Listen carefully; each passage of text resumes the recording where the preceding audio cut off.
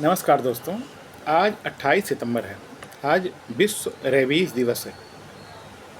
पूरी दुनिया में मनाई जाती है। होता क्या है कि पूरी दुनिया में करीब हर साल रेबीज़ से करीब 60,000 लोग मर जाते हैं। बहुत ही फैटल डिजीज़ है। इसकी मोर्टेलिटी लगभग 100% है दोस्तों। तो हम लोग तो केवल जानते हैं कि रेबीज़ पागल कुत्ते से के काटने से फैलता है, लेकिन ऐसा नहीं है। बहुत जंगली जानवर हैं, जिसमें पालतू भी है, जंगली भी। से कुत्ता है तो जानते ही हैं, बिल्ली, घोड़ा, बंदर, लोमड़ी, इवन गाय, भैंस, इन सब के काटने से भी रेबीज़ हो सकता है, अगर उसमें रेबीज़ के वायरस हैं उसके लार में। तो हमें जब भी कोई पेट हम पालें तो उसको वैक्सीनेटेड ज़रूर होना चाहिए और रेगुलर बेसिस पे उसको कराना चाहिए वैक्सीन।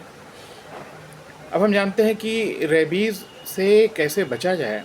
तो बचने का तरीका है कि वो हमको काटने न पाएँ, ये तो आसान है। हाँ, बैट से भी, चमगादड़ से भी रेबीज़ होती है, तो जिनसे दूर रहें इतना उतना ही अच्छा है। लेकिन अगर हो गया है तो अभी क्या करना है, क्या सिम्टम आते हैं?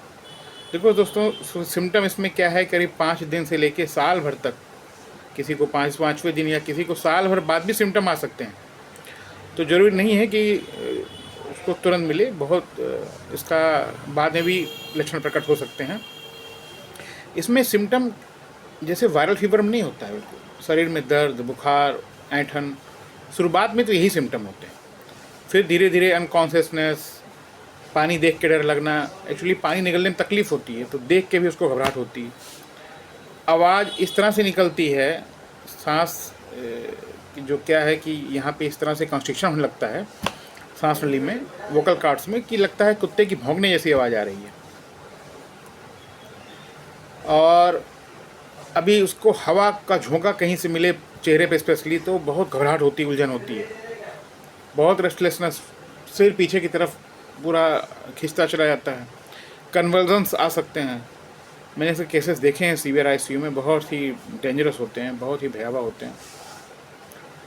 तो उस स्थिति तक ना पहुंचा जाए, उससे अच्छा कि कभी भी आपको शंका हो कि कोई जानवर ऐसा काटा जो आवारा हैं, पागल हो सकते हैं, तो इसके लिए सरकार ने सारे अस्पताल में सुविधा कर रखी है। अब तो छोटे छोटे पीएससी सीएससी पे भी इसके वैक्सीनेशन हो जाती है।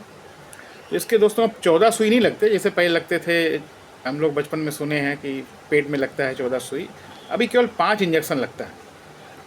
तो क्या शेड्यूल इसका, जिस दिन काटा हो पहला वो मनाता है 0, पहले दिन 0, फिर तीसरे दिन तो 0 3, फिर हुआ 7वें दिन एक सुई लगेगी, फिर 14वें दिन, फिर 28वें दिन। ये इसका शेड्यूल होता है, 0 3 7 14 28 28। उसके बाद फिर क्या है कि ये पांचों शेड्यूल हो गए, फिर आप निश्चिंत हो गए इससे कि वैक्सीनेटेड मामला हो गया। लेकिन दोस्तों, हमारे होम्योपैथी में बहुत अच्छी दवाई आती है प्रिवेंशन के लिए। तो इसका मतलब ये नहीं कि आप इंजेक्शन न लें, ज़रूर लें। होम्योपैथिक में दवाई हमारी आती है हाइड्रोफोबिनम। हाइड्रोफोबिनम इसी पागल कुत्ते के लार से ही बनाई जाती है, रेबीज़ के वायरस से ही बनाई जाती है। तो 200 की पोटेंसी में अगर दे दिया जाए तो ये अकेले 3 बार 10-10 मिनट पे 3 बार दे दिया जाए तो बिल्कुल चांसेस नहीं होते कि रेबीज़ होगा। दूसरी दवाई बेलाडोना है। बेलाडोना के तो इतने सक्सेस हैं कि क्या बताया जाए, 200 पावर में भी। और इसके लिए तो डॉक्टर हेम्पल ने मेट्रिया मेटका में लिखा है, अपने ढेर सारे क्योर्ड केसेस उन्होंने लिखा है कि हाइड्रोफोबिनम से, बेलाडोना से, उन्होंने जो बिल्कुल नोन केस थे रेबीज़ के, बिल्कुल कि ये पागल कुत्ता है, पागल लोमड़ी ने काटा, उसके बाद मर गया वो, और उसके बाद उन्होंने बेलाडोना से ठीक किया, हाइड्रोफोबिनम से ठीक की। दवाइयों की लिस्ट दोस्तों बहुत है हमारे पास। हाइड्रो है कि फिर जेलसीमियम है, हायोसियामस है, और क्या बेलाडोना तो ही है, फिर स्ट्रामोनियम है, और ऐसे दवाइयों की बहुत लिस्ट है दोस्तों। तो कभी भी ऐसा कोई पेशेंट हो जिसको पहली बात ये काटने का डर हो, तो इंजेक्शन ज़रूर लगाएं। होम्योपैथिक की दवाई भी ले लें, बहुत अच्छी बात है, प्रिवेंशन हो गया। और अगर सिम्टम आते हैं तो तत्काल अच्छी जगह जाइए, आप भर्ती होइए। इसके टेस्ट होते हैं स्पेसिफिक, वो किया जाएगा।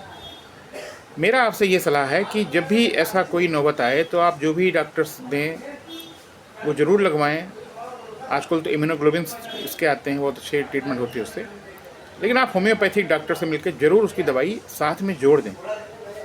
दोस्तों, होम्योपैथिक दवाइयाँ अंग्रेजी दवाई के साथ कोई झगड़ा नहीं होती है। मैं तो बहुत आईसीयू के केसेस देखता हूँ। तो आईसीयू में आप दवाई, आईसीसीयू में आप दवाई दे सकते हैं पेशेंट को होम्योपैथिक की, इतनी सुरक्षित, कोई भी समस्या नहीं होती, बल्कि बहुत फ़ायदा होता है। कोई दवा ब्रेक करने की ज़रूरत नहीं, जो एलोपैथी में चल रही चलने दीजिए, आप इसको केवल ऐड कर दीजिए, तो बहुत अच्छा असर मिलता है इससे दोस्तों।